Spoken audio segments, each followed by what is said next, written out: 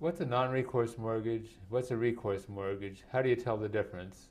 And what's the difference for tax reporting? That's sort of loaded. Okay, well let's go through it.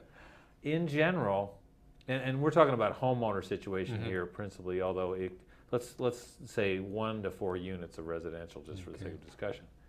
There's a rule in California called CCP 580B, which is a statute which designates certain loans as non-recourse.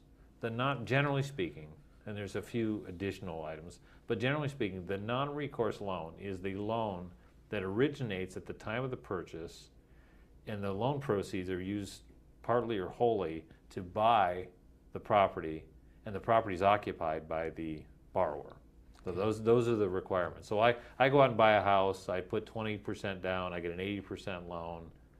That loan is, and I live in it, and that loan is a non-recourse loan. So the only thing that can happen to me is if ultimately I don't pay, and let's say, for example, the loan amount's 80 and the property goes down to 20 in value, and I just stop paying and there's a foreclosure. There's a deficiency there, but by law the deficiency can't come back to haunt me personally. And that's what they mean by non-recourse. There's no recourse back to me. So they can only look to the property for satisfaction of the mortgage. Correct. Now, by contrast, a recourse loan is any other loan for the most part. The loan that I just described is about the only non-recourse loan in California, truly. There's some commercial situations, I don't want to get into all that, but for homeowners, for 1 to 4 units. So a recourse loan is typically, it's a purchase money loan for an investment property. You know, I'm not living in there, but I'm buying it. So that's a recourse loan.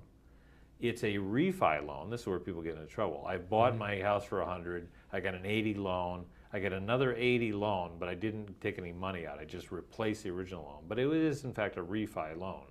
Because people will remember they were trying to take advantage of lower interest rates. Correct. So I had a 7% loan, and now it's a 5% loan, that kind of thing. So that's a recourse loan.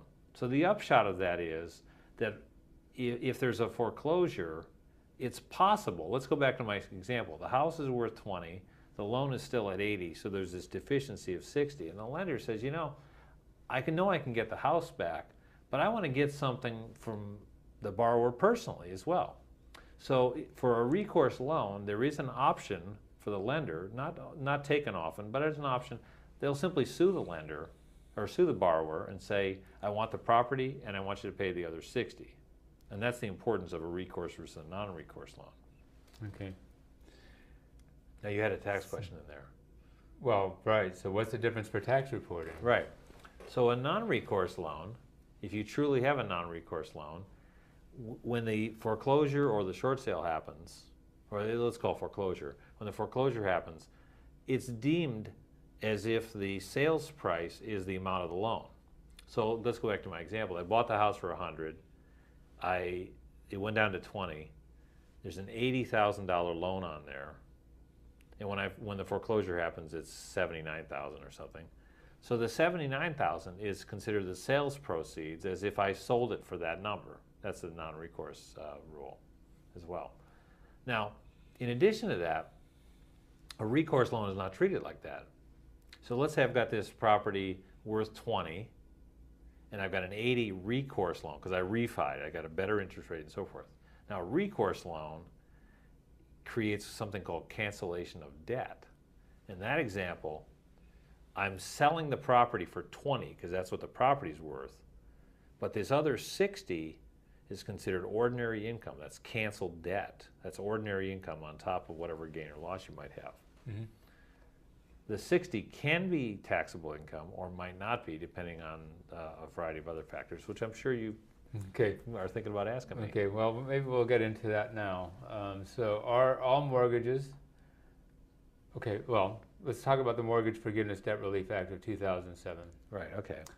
And has California conformed, Yes. and how does it work? Right, okay. So let's talk about that example here where I bought a property, got an 80 loan, and then I refied the loan.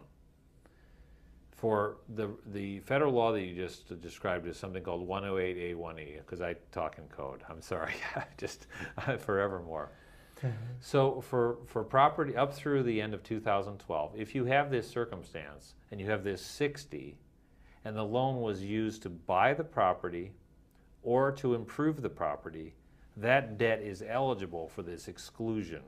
So the 60 is income, yes, but it's excluded from taxable income by this other provision. Mm-hmm.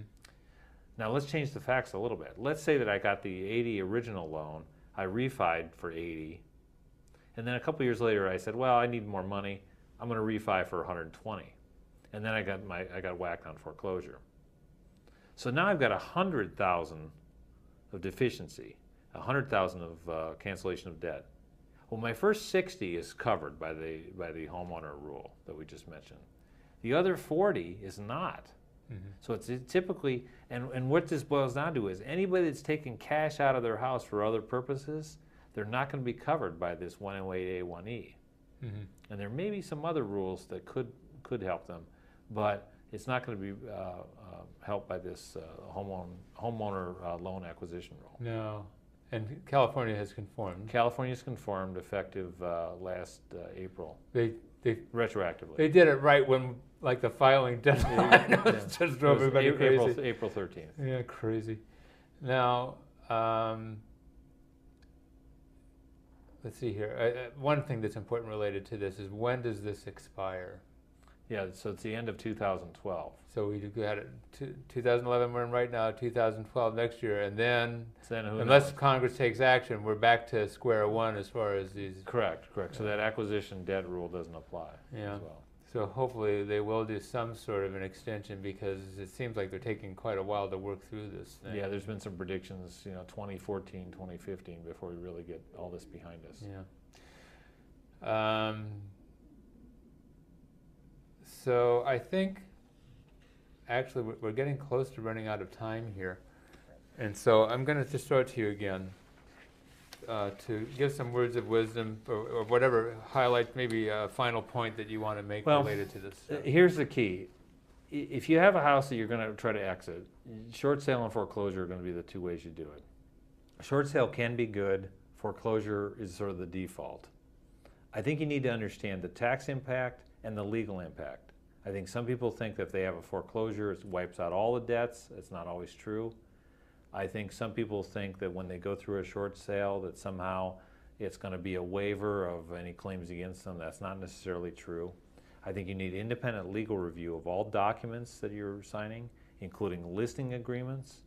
You have to be concerned about, somebody offers to buy the property. You need that reviewed by an attorney, because there's serious potential liability to the buyer.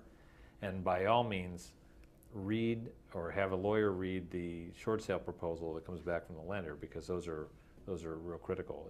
Before any of that happens, you really need independent advice, because there's a lot of different collateral effects here and so forth.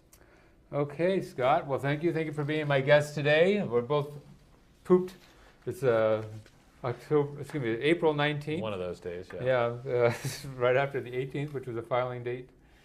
And anyway, but folks, this is just a really critical area. A lot of people are having difficulty here.